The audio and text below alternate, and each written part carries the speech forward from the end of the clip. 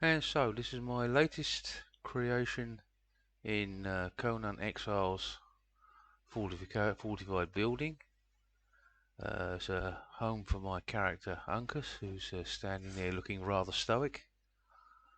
And we could go inside and have a look round, and we can see exactly what's going on inside and the facilities and how they'd all put together.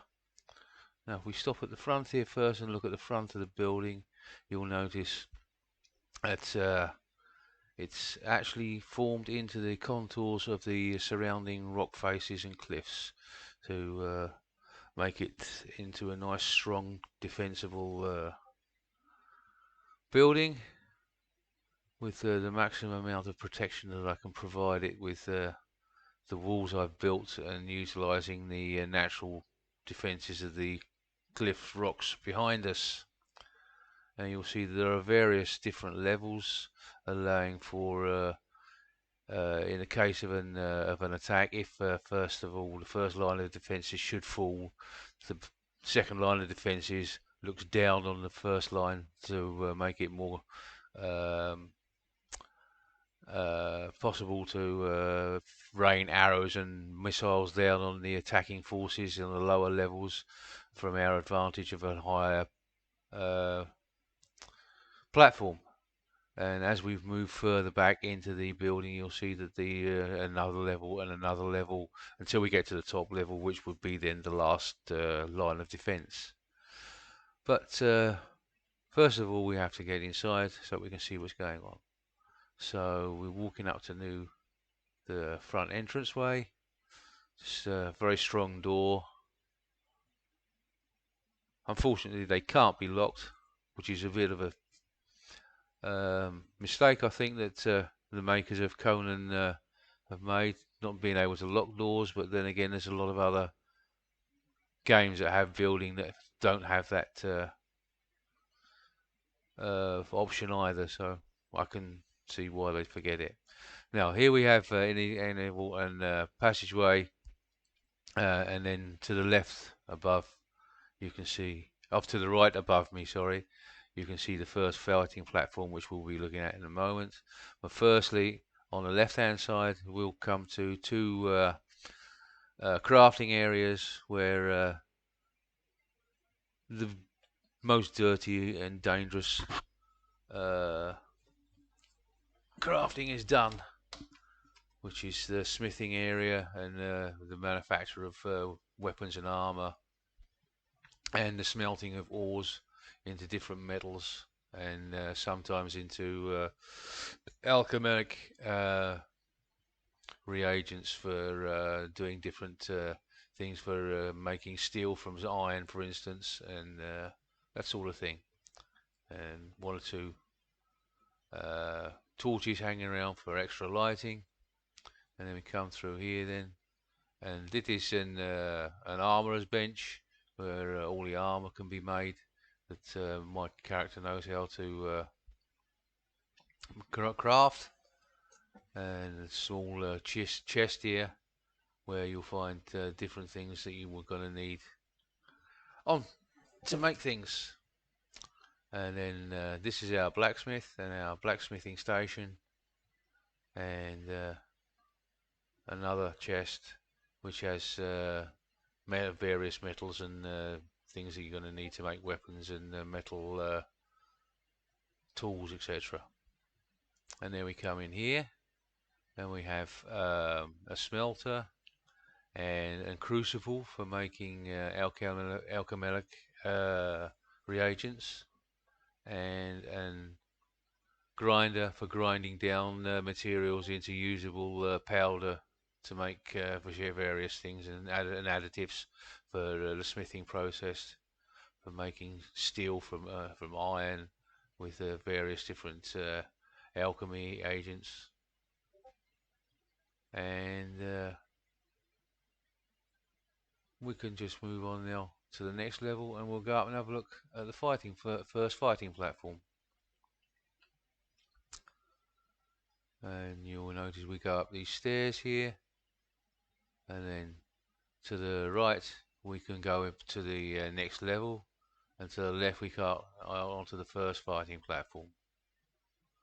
And this is a sort of covering for the doorway, that we can cover the doorway with defensive fire to any people trying to get in. And here then we can have various methods of discouraging those who would wish to gain unlawful entrance to the building. And this platform goes all the way along the front and also slightly around to the side here, so that you can cover the side of the building as well. And from here you can walk up onto the roof, and up here there's a small platform where you can stand as a sort of a lookout to keep an eye on what's going on outside. And also you can station a man here to or a woman to cover this area with their arrow or sling, or just by throwing rocks or whatever, to discourage people to come and attack us. And here, if you look up, is a chimney, which if you go back down into the smelting room, you'll find is above the smelter, and it carries all the heat and fumes from the smelting processes out of the area and up, way up into the sky, so that it disperses without becoming too much of a danger to the people living and working here. Health and safety will be proud of me. And then we come round here up to then the next level, and then we have here a door on the right, and this is the personal sleeping area and living area for my character Uncas. And there's his bed, which is the only furniture we have here at the moment, because this furnishing process has not really been finished here, but this is more about the building than the furnishings. And then we go up here, and we have another fighting platform that runs along the top of the stairs here, covering the stairway, and then continues around here to cover down into the alleyway by the crafting area, and also a secondary position can also throw rocks down on people that are trying to get into the front door if they haven't already broken in. And also on this level you'll find the tanning area, which is where all the leather work is done, and the curing of hides, the making of leather, and then making from that leather various different things for making weapons and armor. Boiled and hardened leather for leather armor, and straps for binding on sword hilts and axe handles, etc. Straps and things for making belts, and for making slings that you can hang badges and bandoliers and that sort of thing to carry your equipment. And just in short, anything that's made of leather, it starts here. This is where the raw materials are made, and then they're transferred down into the main crafting area downstairs by the armourer and the smithing area, and also to a certain degree to the next level here, because here we have a woodworking area and a further crafting area for making pretty well everything wooden that we're going to need, from plates and things like that to shafts for spears and arrow shafts, clubs, anything you can think of as made of wood, it's going to get made here with the carpenter on this side and an artisan on this side. There's more specialised in making the sort of things we're going to for day-to-day life, and then the carpenter on this side will be making bows, shields, and any kind of wooden equipment that you're going to need to fight with. And we can come back out here now into an open room, and you see here is the main cooking area for the whole building. And here's another a chest here, which is filled with ingredients for the cooking area. And then you'll see here we have a staircase up to the last level of this building, and it's basically a sleeping area for the people that work in all the crafting stations, etc. And I'm not really made up my mind what I'm going to do with the guards, etc. Where I'm going to put their sleeping area yet, but I think it'll probably be coming out on the platform at the uh, back of the complex. And if you go here, you have a doorway out onto an open area with if you walk in this direction, you overlook the courtyard at the back where the well is. And if you come back this way, shut the door and walk here, you've got another small fighting platform to covering the lower levels of the main building. In the event of somebody getting in, we can still have a strong position here to try and repel them from further insurgents. So we'll come back here, stand on this side, open the door, go back in, and on this side we have also another doorway onto another small fighting platform covering that whole walkway there, and then also to a certain degree the rest of the complex down by the crafting area and a partial site of the main front defense area. So, and we'll go back into the main area again, and then if we go down the stairs,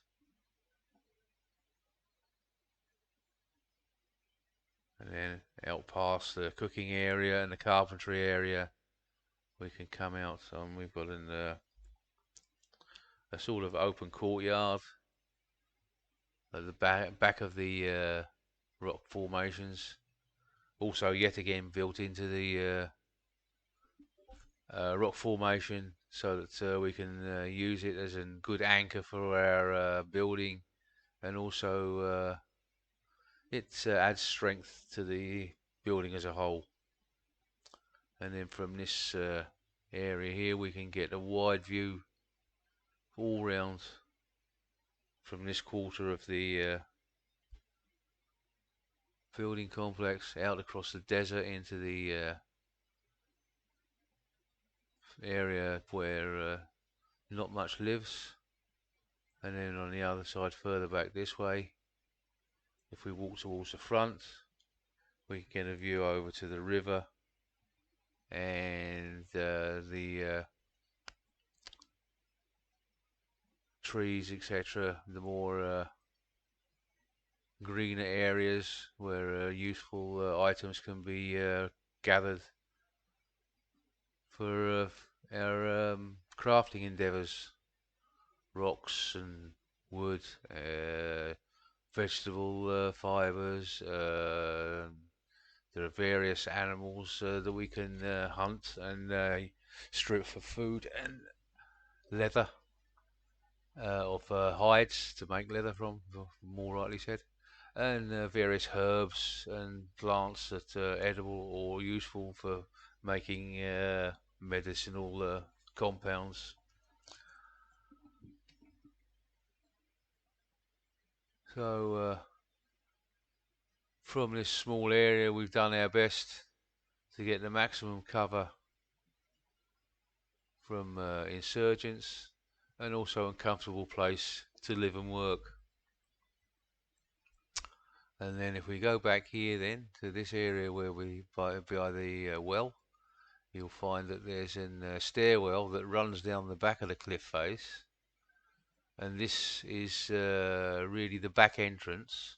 It can be used either as a sally port to come out and get behind the attacking forces on the other side of the building and form a sort of surprise attack, or in the unfortunate event of us losing control of the building, we can make our escape out through the back door and then escape into the desert or back into the undergrowth of the nearby forests and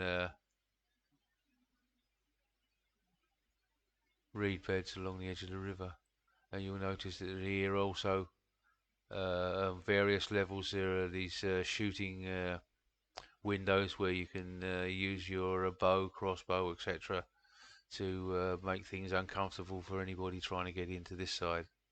And then we come out the back door, down these steps, and then we come out looking in that direction towards the river, and in that direction off into the limitless desert and the dangers that can be found there. Now, this was the small tour of my latest building project.